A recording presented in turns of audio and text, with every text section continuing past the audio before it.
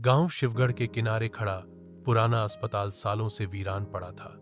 दिन में यह टूटी दीवारों, जंग लगे बेड और टूटी खिड़कियों के साथ बस एक खंडहर लगता, लेकिन रात को यह जगह किसी और ही दुनिया की तरह बदल जाती थी। कहते थे कि वहां जिनकी मौतें हुईं, उनकी आत्माएं अब भी वहीं भटकती हैं। रौनक, एक गरीब लड़का, पैसों के लालच में उस अस्पताल का चौकीदार बन गया। गांव वाले उसे चेतावनी देते रहे, रात को वहां मत रुकना बेटा, वो जगह जिंदा लोगों के लिए नहीं है। पर रौनक सबको अंधविश्वासी समझकर हौंस देता। उसकी पहली रात थी।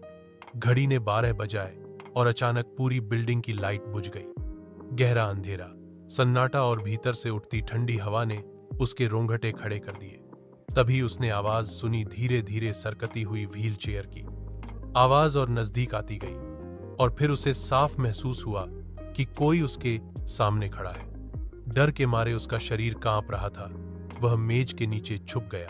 कुछ देर बाद लाइट अचानक फिर से जल उठी। सब कुछ सामान्य दिखा, लेकिन तभी किसी ने पीछे से उसका हाथ जोर से पकड़ लिया। उसकी आंखें फटी रह गईं, हाथ बर्फ की तरह ठंडा था। अगले ही पल वह चीख भी नहीं सका और बेहोश हो गया। जब होश आया तो उसने खुद को अस्पताल के बीचों बीच खड़ा पाया, पर सामने जो दिखा उसने उसकी आत्मा तक हिला दी। वहां जमीन पर उसकी अपनी लाश पड़ी थी। उसका चेहरा सफेद, आंखें खुली हुई और मुंह से खून टपक रहा था।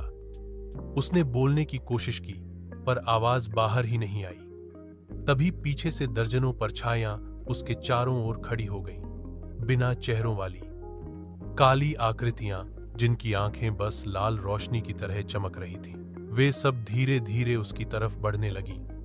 उसे तब समझ आया कि अब वह भी उनमें से एक है, एक कैद,